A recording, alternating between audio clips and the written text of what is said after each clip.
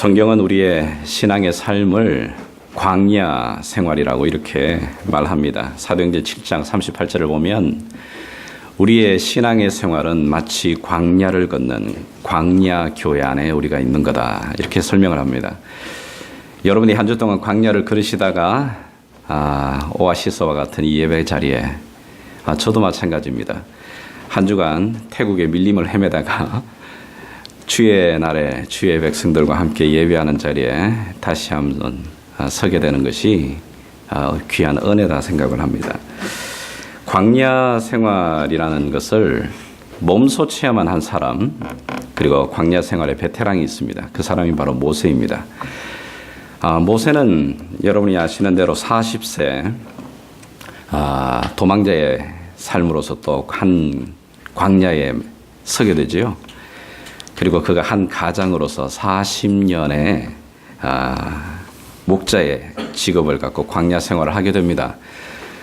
그리고 또 그가 나이가 80이 됐을 때는 이제는 한 민족의 리더가 되어서 또 40년의 광야 생활을 그가 직접 경험하게 됩니다. 그러니까 80년 동안 광야 생활을 했으니까 누구보다가 광야에 대해서만큼은 내노라 할 정도로 베테랑인 사람입니다. 오늘 모세가 그의 입술을 통해서 이 광야 생활을 가고 있는 저와 여러분에게 광야를 걸을 때 하나님이 우리를 다루시는, 하나님이 이끌어가시는 하나님의 귀한 원리 두 가지를 우리에게 직접 설명해 주고 있습니다. 오늘 이 본문 가운데 광야 생활에서 중요한 두 가지, 하나님이 우리를 다루시는 원리 두 가지를 말하고 있습니다. 첫째는 하나님께서 광야 생활에서 우리를 눈동자같이 지키신다라고 하는 이것이 하나고, 다른 하나는 뭐냐면 그 광야 생활에서 하나님이 독수리같이 우리를 훈련시키신다. 이 두 가지입니다. 이 두 가지가 오늘 사실은 메시지의 큰 줄기를 이루고 있습니다. 먼저 생각해 봐야 될 게 광야가 어떤 곳인가라고 하는 게 좀 생각해 볼 필요가 있습니다. 광야 그러면 물론 여기도 영어 성경을 보게 되게 되면 이 desert, 사막이라고 우리가 오해할 수 있는데 사하라 사막같이 그냥 모래 사막만 있는 그런 곳은 아닙니다. 성경이 말하는 광야의 모습은 나무도 있습니다. 풀도 있습니다. 그러나 굉장히 척박하죠. 터키 땅을 가보니까 정말 그렇더군요.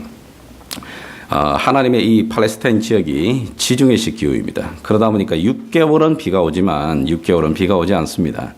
굉장히 척박합니다. 그리고 메마릅니다. 제가 사는 휴스턴, 텍사스도 만만치는 않습니다. 그 뜨거운 열기, 그러다 보니까 개미도 웬만한 개미가 아닙니다. 불개미입니다. 물리시면 혼납니다. 이머전시 가셔야 됩니다. 그 정도로 광야에서 살아가는 생명체들은 뜨거운 열기, 척박한 땅에서 살아남아야 되기 때문에 굉장히 그 속에서 단련되어져 있습니다.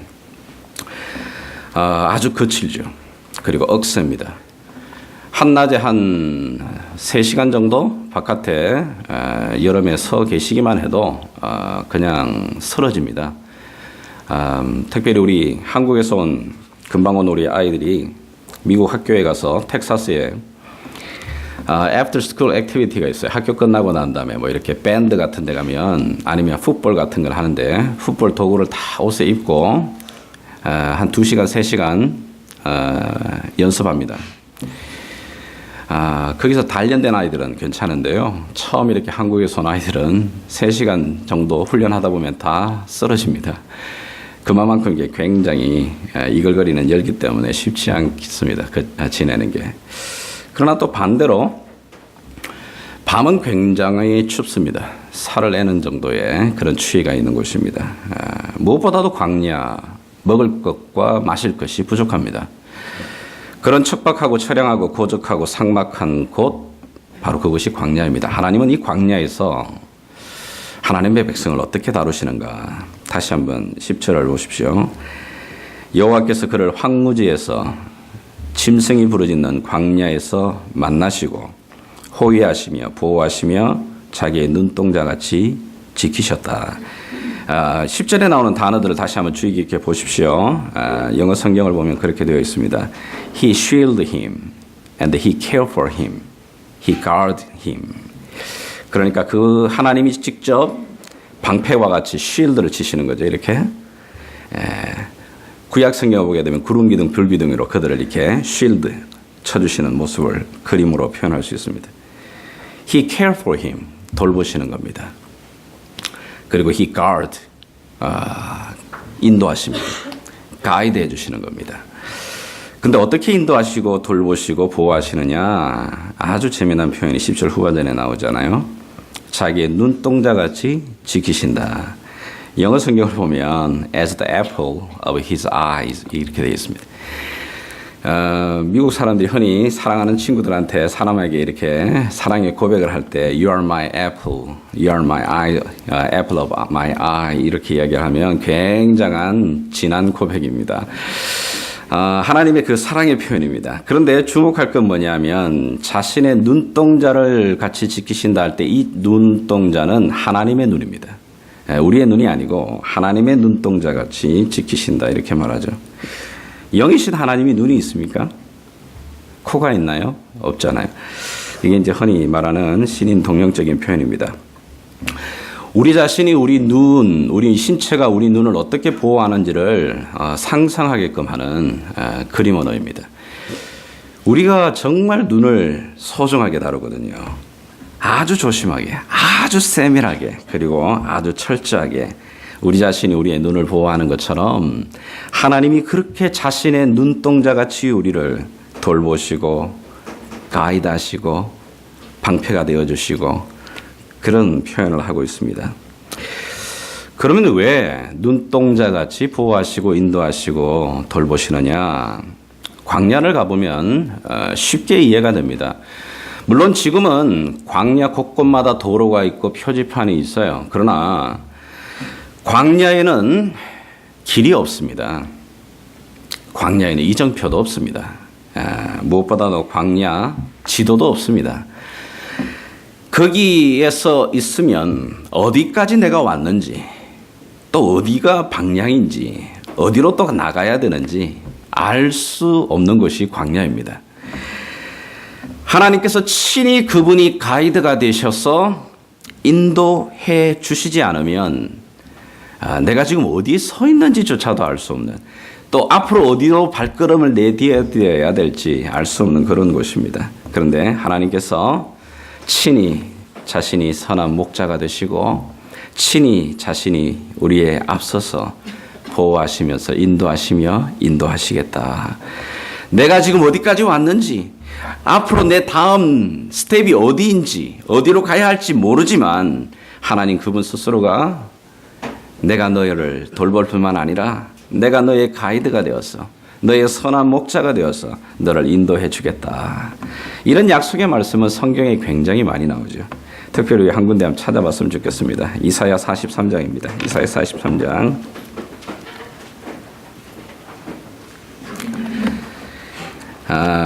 오늘 본 말씀을 그대로 펴놓으시고요. 찾아놓으시고 이사야 43장 1절에서 3절까지 구약성경 1020페이지가 되겠습니다. 43장 우리 1절에서 3절 잘 아는 말씀인데요. 같이 한번 읽어 나가겠습니다. 같이 읽겠습니다. 야곱아 너를 창조하신 여호와께서 이제 말씀하시느니라. 이스라엘은 너를 조성하신 자가 말씀하니라. 너를 두려워 말라. 내가 너를 구속하였고 내가 너를 지명하여 불렀나니 너는 내 것이라. 내가 물 가운데로 지날 때에 내가 함께할 것이라. 강을 건널 때에 물이 너를 침몰하지 못할 것이며 내가 불 가운데로 행할 때에 타지도 아니할 것이요 불꽃이 너를 사르지도 못하리니 대전하는 여호와 내 하나님이요 이스라엘의 구원자여 내 구원자입니다. 아멘. 3절까지 거기 일단 보겠습니다. 자 보십시오. 왜 우리를 돌보시느냐? 사실 이 약속의 말씀은 그냥 읽기만 해도 위로가 되잖아요. 특별히 하나님께서 4절로 가시게 되게 되면 그렇죠. 내가 백발이 될 때까지 내가 너희를 품을 것이다. 내가 지었은즉 안을 것이고 품을 것이고 구하여 내리라고 말을 해요.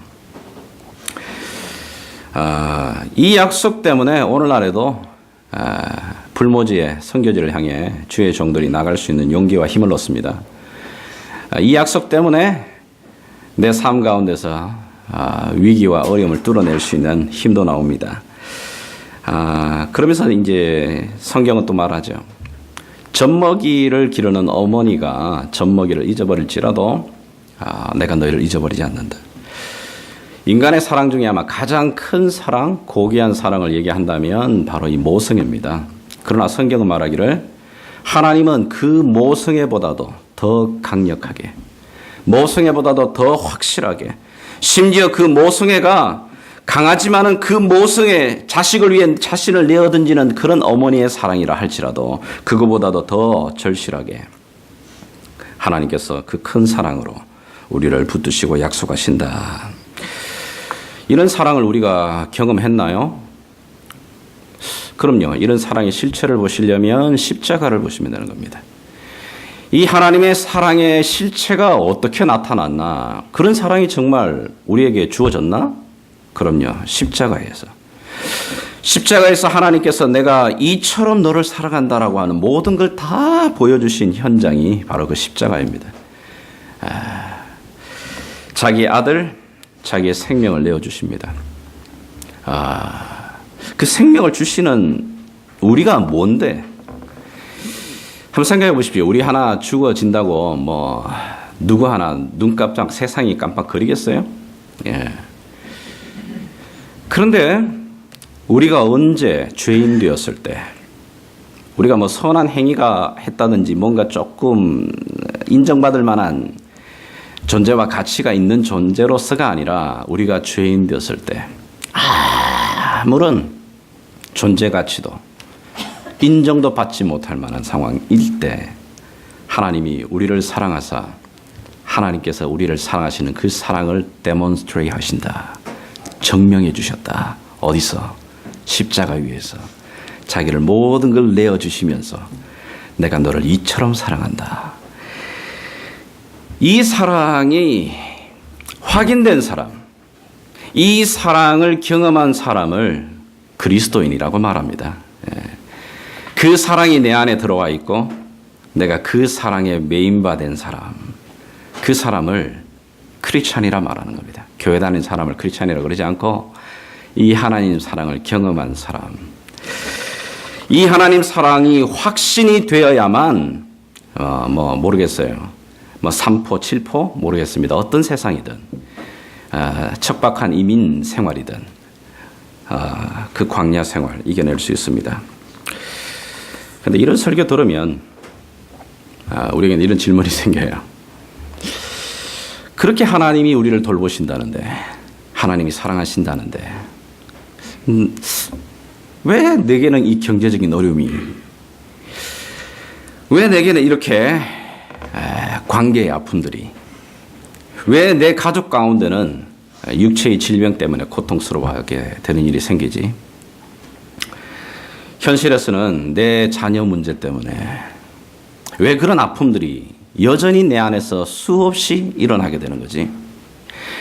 현실 앞에서 내 이런 문제 앞에 부딪히게 되면 하나님이 세상을 이처럼 사랑하신다. 하나님이 너를 돌보시고 인도하시고 지키신다. 말씀은 이해가 되는데 그 말에 대해서 듣기는 듣는데, 아니 내가 그것이 경험은 되어졌는지 모르지만 오늘 내 현실의 삶에서 또 믿음의 고백이 되어지고 있나?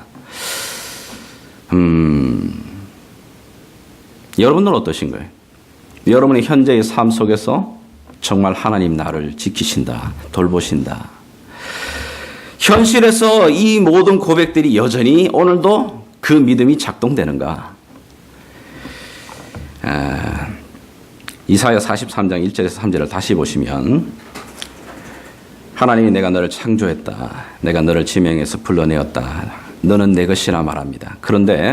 그런데도요, 하나님께서 우리를 불 가운데 지나게 하십니다. 하나님은 그 가운데도 물 가운데도 지나게 하십니다. 너는 내 것이라는데 창조주 그분이 너를 지명하여 불렀고 너는 소중한 나의 것이라 말합니다. 내가 너를 지킨다고 말합니다. 돌본다고 말하고 내가 너를 위해 모든 걸 내어줬다고 말하지만 우리가 여전히 물 가운데 불 가운데 지나갈 때 하나님 놔두십니다. 형통을 말하면 좋겠지만 복음은 형통을 말하지 않습니다. 당장은 입에 달죠. 그런데 성경 가운데 분명히 그분이 우리의 하나님 되신다고 말하는데 내 삶 가운데 물을 만날 때, 큰 폭풍을 만날 때, 내 삶 가운데 불 가운데 지나가는 같은 그런 두려움을 겪게 될 때 하나님 지나가게 만드십니다. 현실의 광야 가운데 물을 만나고 불을 만나는데 하나님의 축복은 어떻게 다가오죠? 그 광야의 현장 한가운데, 물을 지나가는 그 한가운데서, 불을 만난 그 한가운데 현장 속에서 하나님이 바로 나와 함께 하신다는 위로로 다가옵니다. 고난이 넘치는데, 어려움은 있는데, 문제는 여전히 있는데 그 상황 속에 하나님의 위로가 함께 옵니다. 광야 한가운데서 하나님이 눈동자같이 보호하신다라고 하는 이 고백처럼 내 삶 가운데 여전히 어려움과 문제는 있는데 하나님이 그 모든 것을 그분의 손에서 합력하여 손을 만드신다. 바울이 로마서 8장에서 말하는 것처럼 우리가 알거니와 하나님을 사랑하는 자 곧 그 뜻대로 부르심을 입은 자들에게는 모든 것입니다. 이 모든 것, all things. 우리가 좋아하는 것, 즐기는 것, 기뻐하는 것, 기쁜 일, 즐거운 일만 아니고 슬픈 일, 아픈 일, 괴로운 일, 힘든 일, 모든 것이 그분의 손에서 다듬어져서 그분의 손으로 뜻을 만들어내신다. 심지어 우리의 실패도 들어갑니다. 우리의 좌절도 들어갑니다. 우리의 눈물도 들어가게 되고 그 모든 것입니다. 이 모든 것을 내 삶 속에 다듬어 나가시는 그 하나님, 그럼에도 불구하고 그분이 내 손에 내 삶에 함께 하신다. 이것이 아멘 되어져야만 광야 생활의 두 번째 단계로 들어가게 됩니다. 그래야만 광야 생활 두 번째 단계에서 꺾이지 않습니다. 그 두 번째 단계가 뭐죠? 그것이 바로 독수리와 같이 우리를 훈련시키신다라는 겁니다. 훈련, 디스플린, 쉽지 않죠.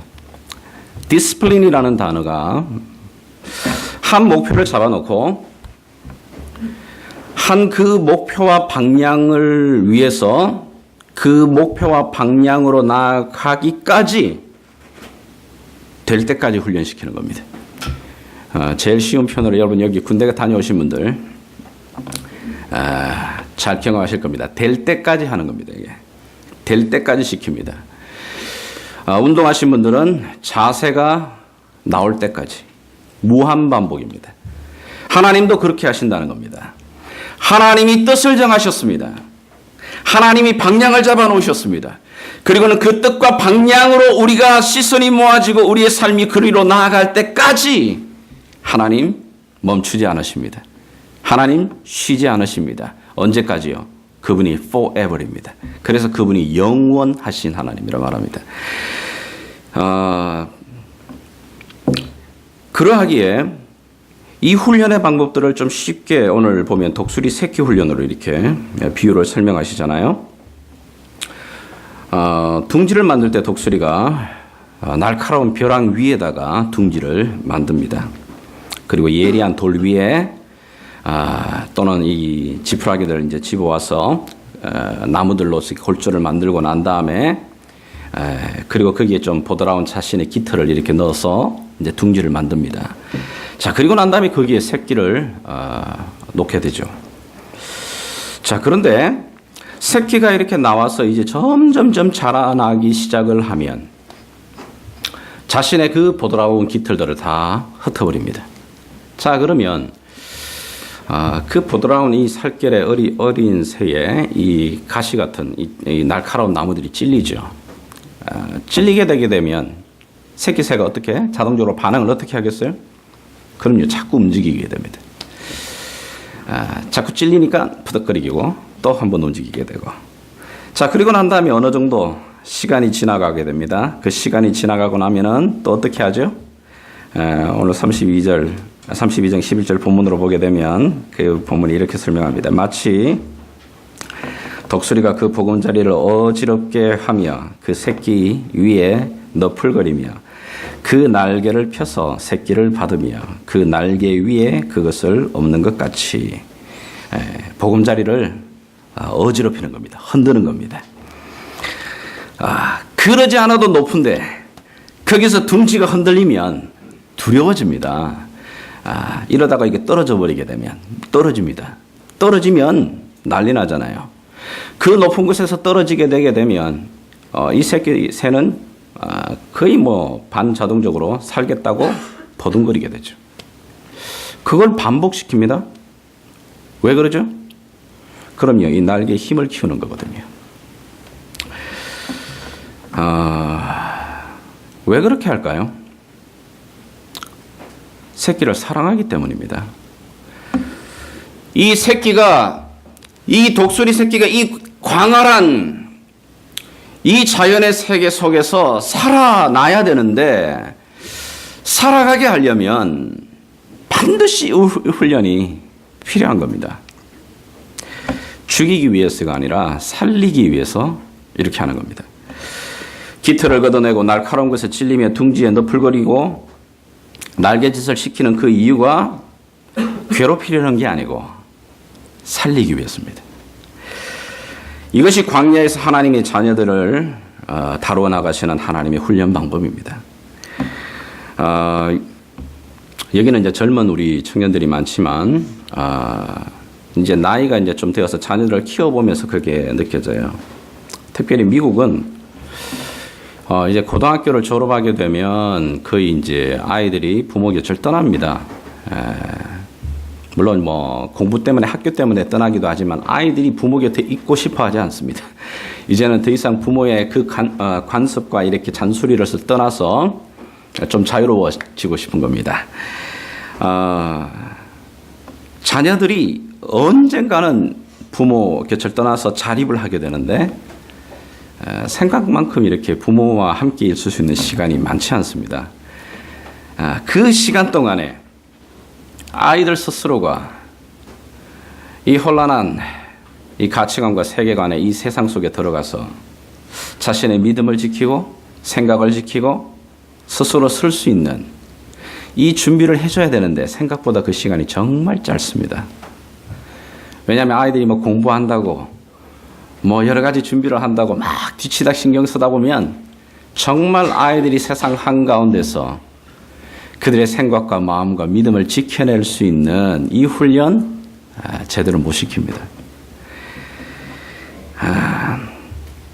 우리가 안타깝지만 더 돌보고 주고 싶지만 우리 아이들을 언젠가는 그 광야 한가운데 서게 만들어야 되거든요. 스스로 쓸 수 있도록 해줘야 되는데 하나님의 방법은 하나님의 백성들을 자녀들을 다루시는 하나님의 방법은 좀 혹독하리라 생각할 정도로 디스플린 시키시는 겁니다. 디스플린이 될 때 디사이플가 됩니다. 사실은 둥지를 흔들고 보드라운 걸 제거하는 그런 것. 새의 입장으로 생각해 보십시오. 새끼 새 갑자기 막 흔들립니다. 자기가 편안하게 있던 둥지였습니다. 안락함과 쉼이 있던 곳이었습니다. 근데 갑자기 막 흔들리기 시작합니다. 내가 의지하던 것들이 자꾸 흔들리기 시작합니다. 그러다가 어느 순간 낭떠러지와 같은 곳으로 정말 떨어지는 것 같은 곤두박질 치는 것 같은 그런 경험도 하게 됩니다. 이런 일을 당할 때 그때도 여전히 하나님 나를 돌보신다. 하나님 그때도 나를 인도하신다. 이 확신과 믿음이 없으면 나자빠지는 겁니다. 그때는. 하나님 왜 이러시나. 하나님의 인도하심에 대한 분명한 확신이 그 가운데서도 여전히 내 마음을 붙들지 않으면 이 2단계에 들어와서 깨어집니다. 견디지 못합니다. 이런 훈련이 없으면 좋겠죠. 그러나 훈련 없이는 광야를 살아낼 수 있는 능력이 키워지지가 않습니다. 광야와 같은 이 험한 세상 속에서 결국은 뭐냐면 또 뒤돌아서 버리게 됩니다. 이것은 모세 자신의 경험이었습니다. 모세 자신의 간증이었어요. 모세를 한번 생각해 보십시오. 모세는 그가 40년 동안 광야로 나가기 전에 궁궐에서 정말 남부럽지 않은 생활을 삽니다. 궁궐 안에서, 애굽의 궁궐에서 뭐가 불편했겠어요? 손짓만 하면 자기가 원하는 거 다 공급되어집니다. 그러다가 어느 날 갑자기 광야에 뚝 떨어집니다. 광야에서는 햇빛 하나를 가리려고 해도 자기가 손수 텐트를 쳐야 됩니다. 물을 마시려고 해도 자기가 직접 가서 우물에서 샘을 길어서 물을 마셔야 되는 겁니다.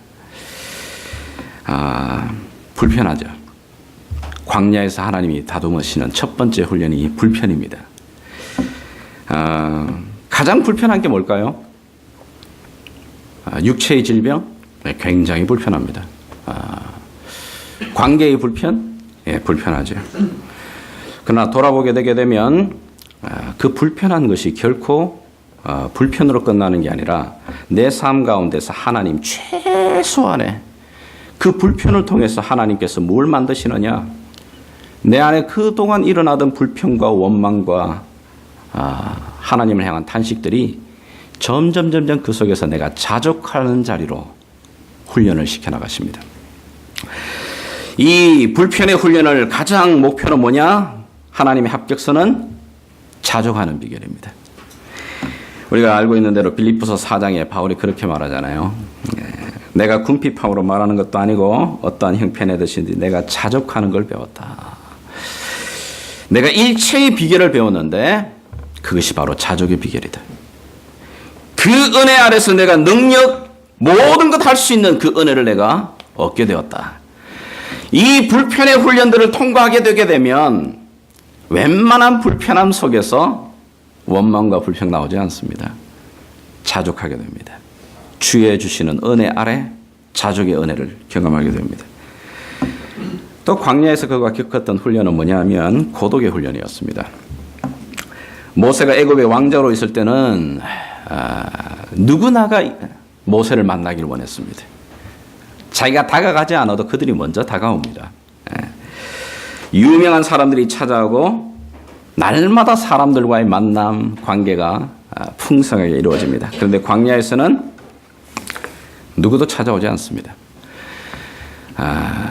가장 힘든 것 중에 어떤 게 힘들까요?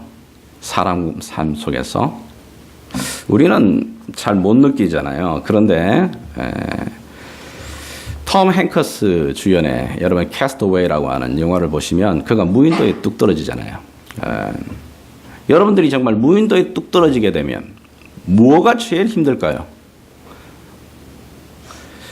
먹는 거요? 먹는 거 부족한 거? 내가 원하던 음식이 단절되는 것? 아닙니다. 고독입니다. 아무하고도 대화할 수 없고 만나지도 아니하는 이 고독, 철저하게 소외되어져가는 이 고독 속에 들어가 버리게 되면 견디지 못합니다. 그래서 감옥에 있는 죄수들도 가장 이들을 혹독하게 다루는 방법은 매질하는 게 아닙니다. 독방입니다. 독방. 독방 안에 감금시켜버립니다. 그러면 사람 미쳐버립니다. 그래서 1급 살인자들도 무기수들도 독방에 감금되어지는 게 원칙은 2주를 넘기지 않습니다. 2주를 못 견딥니다. 사람이. 벽 속에 사방으로 갇혀있는 곳에서 혼자 있게 되면 못 견뎌냅니다. 그런데 이 광야는 철저하게 고독을 경험하는 자리입니다. 이 고독의 훈련을 경험하게 되고 감당하게 되면 아주 얄팍한 인생이 이제 깊이가 있어지기 시작합니다. 그 사람이 말하는 거나 생각하는 것 속에 깊이를 느끼게 됩니다. 무엇보다도 하나님께서 광야에서 고독 훈련을 시킬 때 세상의 소리들을 다 닫아버리게 만드십니다. 그리고 그 속에서 하나님은 세미한 음성으로 우리의 귀를 여시기 시작합니다. 이 훈련을 통과하게 되게 되면 고독해도 때로는 하나님이 나의 모든 인생을 향해 침묵하시는 것 같은 그 순간에도 그 속에서 하나님의 세미한 음성 앞에 다가가게 되는 무릎이 생깁니다. 또 하나는 무명의 훈련이죠. 무명이라는 말은 이름이 없는, 남이 알아주지 않는 것 같은. 강한 애굽의 왕자로 이 모세가 있을 때는 그가 잘만 하면 왕권도 잡을 수 있는 위치였습니다. 그런데 광야에서는 아무것도 없습니다. 심지어 자기가 지금 치고 있는 이 양도 자기 것이 아닌 자기 장인의 것들이었습니다. 한 나라의 왕자의 자리에서 아무도 알아주지 않고 내게 소유라고 하는 것이 아무것도 없는, 근데 그 광야에서 비로소 자신의 가면이 벗겨집니다. 자신의 이 가면이 벗겨지는 순간 그 속에서 철저하게 하나님을 마주하게 되는. 근데 그 시간이 얼마 걸렸죠? 40년 걸린 겁니다. 40년. 자신의 이 가면을 벗는 시간이 생각보다 여러분 쉽지 않습니다.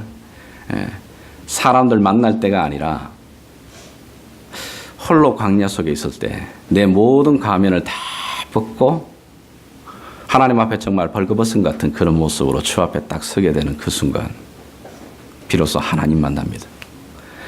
그래서 성경은 말합니다. 마음이 청결한 자는 복이 있나니 저가 하나님을 볼 것이다. 어떻게 마음을 청결하게 시키죠? 내 겉과 속에 있는 모든 껍데기들을 다 하나님이 광야에서 제거시켜 나가십니다. 그럴 때 비로소 하나님 그분 앞에 일대일로 마주하게 됩니다. 시간의 훈련도 있습니다. 40세에서 80세, 지금으로 말하게 되면 인생의 골든 에이지입니다. 황금 시대입니다. 황금의 그 나이. 번쩍번쩍하며 자기의 힘으로 자기의 능력으로 휘두르면서 모든 것을 일구어 나갈 수 있는 그 나이입니다. 근데 그 황금과 같은 그 나이 때에 모세는 광야에서 그 시간들을 다 허비해버립니다. 그렇게 희망 없는 시간들을 보내고 나니까 더 이상 이제는 자기에겐 희망이라는 단어조차도 없습니다. 내일이 안 보이죠. 그리고는 내 인생 여기서 끝나는, 그리고 내 꿈은 사라져가는 그 시간이, 이 광야라고 하는 시간을 지나가면서 내 모든 이 시간들의 훈련들이 하나하나 다듬어져 가는데, 내가 원했던, 내가 기획했던, 내가 의도했던 그 시간들은 다 흘러갑니다. 그리고는 더 이상 내가 할 수 없는, 내가시라고 말하기에는 이제는 너무 늦어버리는 그런 시간의 훈련을 가지게 됩니다. 그런 시간의 훈련들을 통해서 결국은 뭐죠? 이 사람의 인격이 다듬어지기 시작합니다. 모세가 얼마나 성질이 불같은 사람인지 모릅니다. 그런데 이 사람이 이 광야를 지나면서 그의 인격이 다듬어집니다. 예수 믿어도 사람 인격 잘 안 바뀐다 그런 말 하는데 아닙니다. 바뀝니다. 하나님의 광야 아래서 다듬어지면 그 인격도 바뀝니다. 다듬어집니다. 하나님께서는 하나님의 사람을 다듬어 나가실 때 인스턴트식으로 만들어 가지 않으십니다. 자판기에 동전 넣으면 그냥 원하는 물건 바로 나오도록 그렇게 만들지 않으십니다. 긴 시간 하나님 투자하십니다.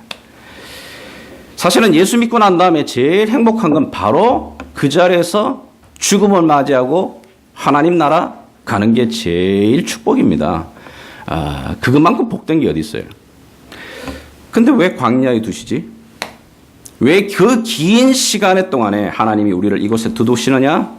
하나님께서 이 시간 속에서 우리를 훈련시키기 원하십니다. 지루하로 많지 긴 시간 속에 솔직히 말하면 제 안에 있어서 제 속에서 목회를 하면서 교회를 세워나갈 때 있어 제일 어려운 게 이 시간의 싸움이었어요.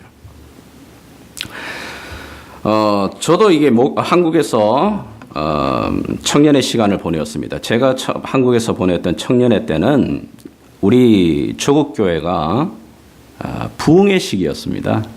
소위 말하면 골목마다 십자가만 꽂기만 하면 교회가 되는 시대였습니다. 청년들이 미어 터지면서 들어옵니다. 교회마다 건물 짓기 바빴던 시대입니다. 그리고 그랬기 때문에 그런 부흥의 물결을 보았기 때문에 교회가 되면 무조건 교회가 자라날 거라고 생각하는 환상 가운데 저게도 있었고, 목회를 시작하면서 자꾸 주변에 분들이 그럽니다. 비즈니스가 여러분 하시는 분들이 적어도 1년이 지나고 2년이 지나고 3년이 지나면 수익률이 얼만큼 나와야 되는데 그만큼 나오지 않으면 빨리 접는 게 돈 세이브하는 거잖아요. 1년이 지나고 2년이 지나고 3년이 지났는데도 어느 정도의 기미가 보여야지 더 시작을 하고 끌어나가겠는데, 교회 개척을 하고 한 3년쯤 돼가지고요 완전 쪽박 쳤습니다. 그리고 나니까 이제는 접어야 되는 건가? 이제는 여기서 더 이상 못하는 건가? 왜 그러냐면 이렇게 해서는 안 되는 거다라고 하는 이 생각들이 마음속에 있었어요. 근데 지난 이제 올해가 이제 저희 교회를 개척하고 12년이 되어 가는 시간인데, 제가 하나 배우는 게 있습니다. 처음엔 제가 교회를 세우는 줄 알았어요. 하나님이 나를 주의 종으로 세우셔서 주의 몸 된 교회를 내가 세워나가는 거다. 아닙니다. 지난 시간을 돌아보니까 내가 교회를 세우는 게 아니고 교회가 나를 세워갑니다. 교회가 목사를 다듬어갑니다. 교회를 통해서 하나님은 목사인 나를 다듬고 계시는 거였습니다. 하나님의 이 현장의 부름 안에서 내가 이 능력으로 내게 가진 탤런트를 가지고 나의 타임의 시간에 하나님께서 이 주시는 이 현장의 교회가 세워져 가는 거구나 착각이었습니다. 하나님 그분의 계획 아래, 그분의 시간 아래 하나님이 이 교회 현장을 통해 나를 너무너무 사랑하셔서 담임 목사가 아니고는 겪지 못할 아픔과 괴로움과 고민을, 부사역조라 있을 때는 그런 고민이 있는지 몰랐어요. 근데 리더의 자리에 딱 서보니까 이게 좀 무게감이 틀어지는 게 있잖아요. 그 현장의 자리에서 하나님이 나를 다듬고 계시는 거구나. 내게 주목하고 계시는 거구나. 그리고 어느 순간부터 이 교회가 하나님이 다듬어 가시는 거구나. 이 마음의 확신이 들어오는 순간부터 제 안에 목회의 짐이 굉장히 가벼워져 버렸어요. 그분이 다듬어 가시는 거구나. 나는 여기에 일꾼이구나. 나를 불러서 그분의 광야 속에서 나를 다듬어 가시는 그분의 현장이구나. 그 믿음이, 그 확신이 제가 이렇게 목회를 통해서 배우는 믿음의 배짱입니다. 하나님 그분이 하신다. 아니 그분이 하실 거야. 그분 거기니까. 왜냐하면 내가 돈 주고 산 것, 그 얼마짜리 아닌 것, 뭔가 이렇게 의미가 있는 그 기념품은 정말 내 것이라는 건 소중하게 돌보잖아요. 남들의 눈에 보기에는 별 가치가 없는 건지는 모르지만 내게는 미닝풀한 것은 정말 소중하게 내 것이라고 말합니다. 그러면 돌봅니다. 아낍니다. 킵합니다. 케어합니다. 하물며 내 것도 그렇게 돌보시는데 하나님의 것인데, 하나님 내가 너를 지명해서 불렀기 때문에 너는 내 것이라 말하는데, 내 아들의 생명을 내어주고 산 이 거룩한 하나님의 교회인데 하나님 그분이 돌보시는 거야. 그분의 시간에, 그분의 계획 아래 하나님께서 세워나가시는 거야. 그렇구나. 그렇다면 나는 내 이 시간 속에 하나님 앞에 부름을 받아 나를 쓰신다는 이 자체가 영광이에요. 수많은 사람들이 있는데 그 가운데 70억 가운데 나를 찍어서 불렀어? 내가 원하지도 않았지만 하나님이 기획했던 그 현장의 자리에서 세워서 내가 너를 훈련시키고 있다 여기. 그리고 내가 너를 눈동자같이 내 눈동자같이 너를 돌봐주고 공급해주고. 너가 뭐 필요하냐? 주의 몸된 교회를 세운 데 있어서 너 물질이 필요하냐? 내게 있다. 사람이 필요하냐? 내가 함께 붙여준다. 하나님의 그 공급하심, 인도하심이 한 걸음 한 걸음 느껴지게 되면서 내 어깨에 무거운 짐이 굉장히 가벼워지기 시작합니다. 그리고 하나님 그분 더 신뢰하게 됩니다. 하나님께서는 고통의 시간, 지루할이라 생각되는 그런 광야의 시간 속에서 우리의 눈과 귀를 조금씩 열어가시는 하나님이십니다. 자, 그렇다면 결론적으로 이런 광야의 훈련을 당하게 될 때 우리가 어떻게 해야 되나? 신명기 8장 2절로 한번 다시 한번 가보겠습니다. 자, 신명기 8장.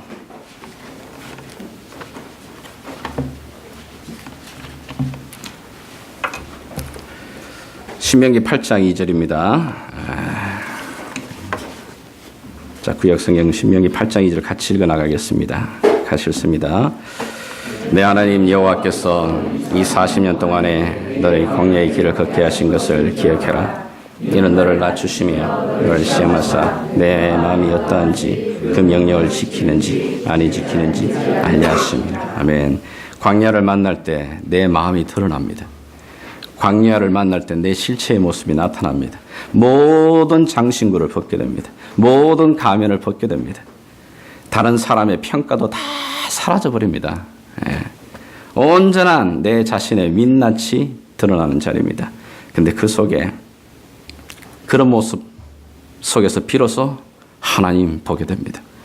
광야에서 내 마음이 바로 서게 되면, 광야 그 가운데서 하나님의 마음으로 내가 다시 서게 되면 하나님의 말씀이 내 삶의 구석구석으로 들어오기 시작합니다. 그리고는 나를 살려내십니다. 피가 혈관 구석구석에 들어가서 막힘없이 흘러갈 때 그 사람이 건강하고 회복되는 것처럼 하나님의 그 은혜가 말씀이 내 안에 들어와서 나를 다시 한번 소생시킵니다. 시편 23편 3절의 말씀처럼 그분이 나를 소생시키십니다. 그분이 나를 리바이벌 시키십니다. 그분이 나를 리프레시 시키십니다. 그분이 나를 어떻게 해요? 리스토어, 리폼 하십니다. 그가 나를 소생시키시며 자기의 길로 인도하시는도다. 여러분의 마음은 지금 어떤가요? 여러분이 어떤 상황 속에 있는지는 모르지만 우리가 함께 광야를 걷고 있는 가운데 하나님 내 이 형편 속에서도 분명히 그분이 나의 선한 목자이시다. 그분이 나를 이끌어 가시는 나의 아버지시다. 여기에 대한 분명한 믿음, 그 확신과 함께 오늘 여기 그분이 나를 때로는 물 가운데 지나가고 불 가운데 지나가게 하시지만 그 속에서 내가 사망의 음침한 골짜기를 만나긴 하지만 그 속에서도 하나님 나를 놓지 않으신다. Forever, never change. 이 약속으로, 하나님의 이 약속으로 너의 마음을 동해라. 이 하나님의 메인바 되어지는 그 은혜가 오늘 저와 여러분 예배하는 모든 주의 자녀들에게 함께 하시기를 주의 이름으로 축복합니다. 같이 한번 기도하겠습니다.